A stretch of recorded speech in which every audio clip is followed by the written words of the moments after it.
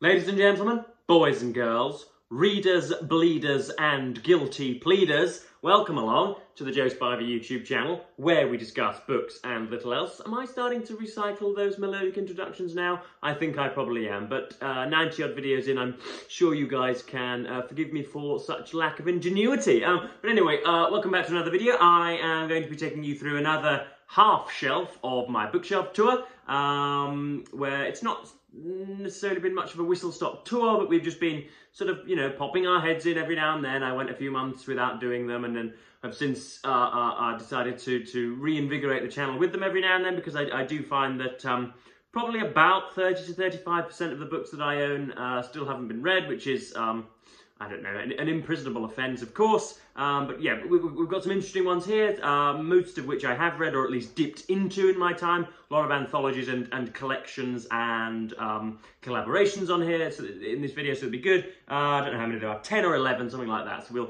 we'll get right into it and try and get this thing under a quarter of an hour. So yes, the first one, which I've never opened until now, I've advertised it in a book haul before, I think. But this is the new Oxford book of Victorian Verse, edited by Christopher Ricks. And is that the eponymous sovereign there? If it is, I've never seen Miss Victoria in quite so... well, in colour, to be honest. Grand Viceroy Spivey does indeed have a portrait of her, but she's a little more lugubrious in that than in there. For all of you playing Joe Spivey verbal bingo, lugubrious is just on the top right-hand corner. You'll have to wait for some more later on.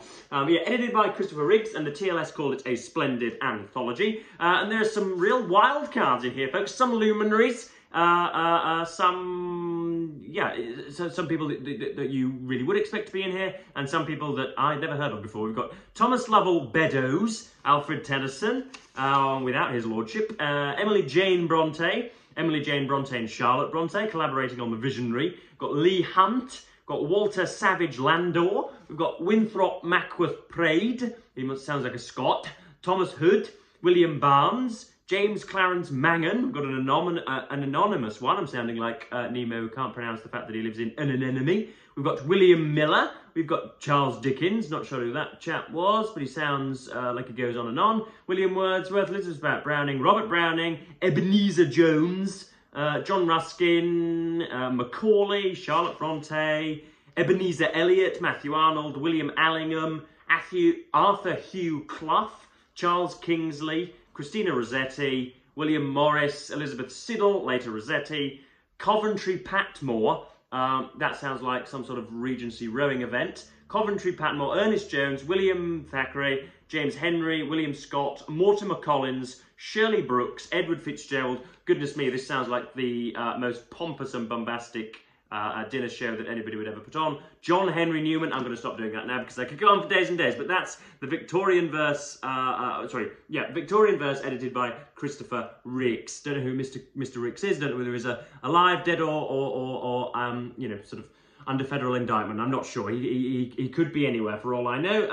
Professor of English at Boston University. Whether that's in Lincoln or indeed on the eastern seaboard of America, I'm not sure. Is there a Boston University? I don't think there's one anywhere, because Boston is just over the River Humber here in Lincolnshire.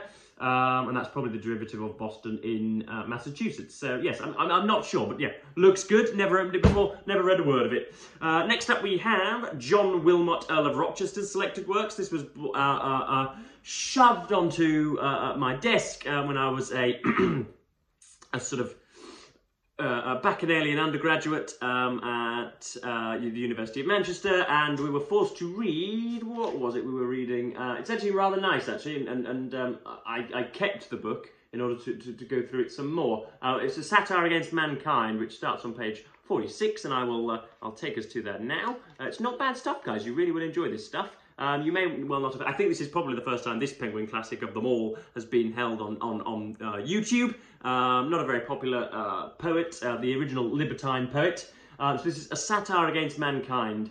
Were I, who to my cost already am, one of those strange, prodigious creatures, man, a spirit free to choose for my own share what case of flesh and blood I pleased to wear, I'd be a donkey, a monkey, or a bear, or anything but that vain animal who is so proud of being rational. The senses are too gross, and he'll contrive a sixth to contradict the other 5.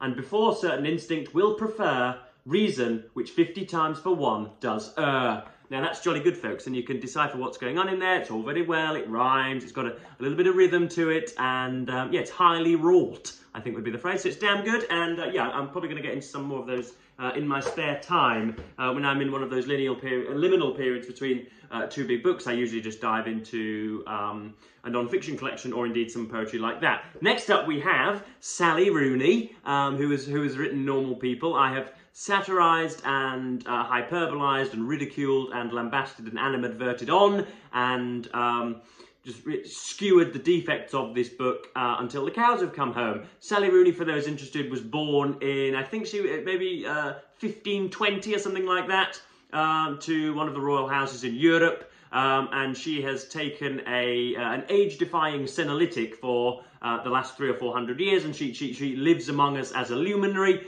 and yeah, is the most remarkable person ever known to man. She earns $300,000 every 45 minutes for the work that she produces. Her estimable, reputable, grandiloquent, and really well-conceived prose is both a darling of you know, sort of tertiary education, and is on the shelves of every single person. She was indeed part of the RAF, just sort of doing victory rolls over Biggin Hill at the Battle of Britain.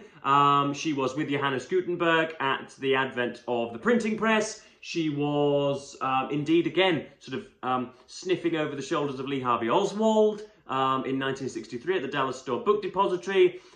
She is all sorts of things, and she is marvellous and wonderful, and you should read all of her books. And if you do not like her books, that means that you are a rancid bigot who should be shot at dawn. That was a little bit of a rant, wasn't it, folks? Sally Rooney's books are awful, vapid, innocuous, and zealously overpraised by people who want to be in the sort of clique and a coterie. So don't bother, folks. Frankly, it's the £1 million bestseller, or sorry, the million copy bestseller, and has no more intrinsic value than your toddler's fridge artwork, unfortunately. But there we are. Next up we have Joe Root, Bringing Home the Ashes. This is an England cricketer. This is rather an old book, I think, actually, now, given that it's been... I can't really remember England winning the Ashes in my lifetime, although it did happen in, I think, 2015 or something. Yeah, this is England cricketing star Joe Root, who is one of the finest players we've ever had, who has been burdened with captaining the worst team that we have ever had for so many years. There he is. He is a batsman, and he averages about 50 or 55, so every time he goes out, statistically he's guaranteed a score of 50 or 55, when most excellent cricketing batsmen will only average 25 or 30 in their lives. It makes him rather good. There he is, a sort of a Panglossian and chirpy Yorkshireman, I think from the Leeds area. There he is, celebrating the Ashes win. There's Alistair Cook, Stuart Broad, Ben Stokes, Joss Butler, and I think probably Jimmy Anderson in the background there as well. For any of you that aren't familiar with cricket's rudiments, it is baseball for grown-ups.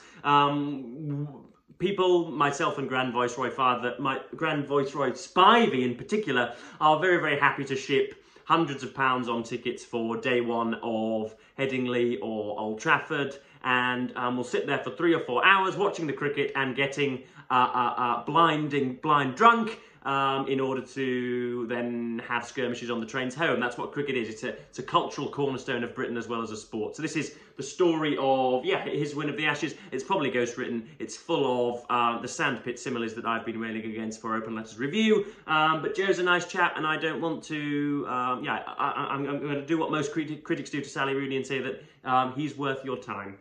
Next up we have Two Wheels Good, The History and Mystery of the Bicycle by Jodie Rosen, who is this was shortlisted for the Sunday Times Sports Book Award, but I think he's a columnist for, I'm going to find out, I'm sure he's a columnist for, here we are, yeah, New York Times Magazine, contributing writer for New York Times Magazine. He's worked at The Slate, The New Yorker, and many other publications. He lives in Brooklyn. So this is, as with sort of most bicycling books that deal with velocipedes, I am very, very interested in them, and picked this up brand new and paid full pops for it at $10.99, an extortionate $10.99. And thankfully, it doesn't mention professional cycling for one sentence in this book, apart from when it outlines that it won't mention professional cycling. It talks about the what should we say, technological consanguinity. For all of you, again, playing Joe Spivey verbal bingo, consanguinity is in the middle column on your left-hand side. Just 2 more to go, folks. This is 2 Wheels Good, Jody Rosen. So it talks about, the technological consanguinity of the bicycle chain and the transmission and film reels. They came around, I think, about in the same decade, and so there's a little bit of investigation to go into in there. Doesn't mention it nearly as much as he should, but talks about his own sort of utilitarian perception of the bicycle, about getting from A to B, and, as a sort of a brazen commuter in some of the most tumultuous and torrential roads of Manhattan and of London, and talks about I think it's the president of Bhutan, who is a big major cyclist, rides down to his equivalent of Downing Street every day on a bicycle, talks about the advent of them in London and the dandification of the bicycle and how they were villainised as death traps and things that you wouldn't want to be seen dead on. And this is, I think, probably just somebody in sub-Saharan Africa who's using it to get to their water pit or their water well. But yeah, a damn good book. Obviously, that's quite an auspicious title, The History and Mystery of the Bicycle. That's really rather overconfident and, of course, doesn't approach either of those things, but it's a good read nonetheless. Next up, we have Philip Roth with Portnoy's Complaint. This is the story of a Jewish adolescent, I think it is, an American Jew adolescent who is just navel gazes constantly and is obsessed with fornicating with women and not much else besides, frankly, folks. Philip Roth is, of course, a hugely influential, or at least, or was rather, I think he's now pushing up daisies, but he was an influential and significant and prominent and well-known American writer. Wrote stuff about, what is it called? I Married a Communist. Is that a prominent book of his? Yeah, this is the only thing I've read because it was referenced in a Martin Amis interview. I've since gone back to it. I loved it at the time when I was 15 and 16, and was prejudiced against women and imagined that they were just there for my own sexual delectation rather than sort of meritable human beings in their own right. And so this book chimed with my worldview very well. But since my edification at university and since I've grown up a little, this seems a little snotty and a little infantile as far as I'm concerned. But yeah, really nice cover from Vintage again. A disorder in which strongly felt ethical and altruistic impulses are perpetually warring with extreme sexual longings. There's no war of extreme sexual longings. The sexual longings wing out. Alexander Portnoy is a great comic character. He's going to be for many readers what his mother was for him. The most unforgettable character I've met. New Statesman, Spectator and Financial Times doing lots of work there. Next up, this is going to be very quick. This is Salman Rushdie's Quixote, which is, I think, a modernisation of Don Quixote. Inspired by the Cervantes classic, Sam Duchamp, mediocre writer of spy thrillers, creates Quixote, a courtly, addled salesman. Courtly salesman? How can I don't know how a salesman can be courtly. Obsessed with television, who falls in impossible love with a TV star. Together with his imaginary son Sancho, Quixote sets off on a picaresque quest across America to prove worthy of her hand, gallantly braving the tragicomic perils of an age where anything can happen. That's quite the sentence. Meanwhile, his creator, gripped in a midlife crisis, has equally urgent challenges of his own. Salman Rushdie, of course, known for what would you say, provoking or inciting and the fatwa of the Ayatollah Khomeini and all of that with the Satanic Verses. Never read the Satanic Verses, don't have a copy of it. I think I started this but gave up when I wasn't as much of a resilient reader as I am now.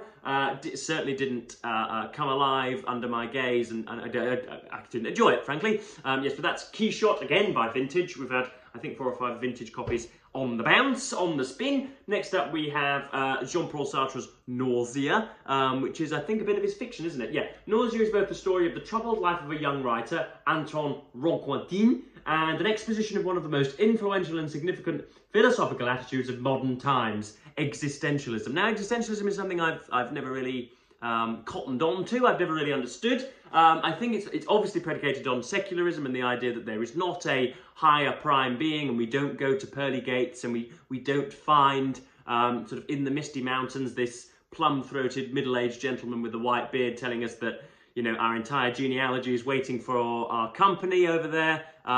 Essentially predicated on the fact that we realise that and we're probably going to die, and therefore nothing is worthwhile, and that everything can be cast aside, and the massacre of a playground of toddlers is just as meaningful as, planting a gossamer, which is obviously absurd. The idea that because we have a finite time, suddenly that finite time becomes less valuable and more nihilistic and just less prone to use is puzzling for me. So I don't quite know how they get to that. I have read this again before university, 2018-19, so I can't really remember what the hell I got from it. The book chronicles his struggle with the realization that he's an entirely free agent in a world devoid of meaning.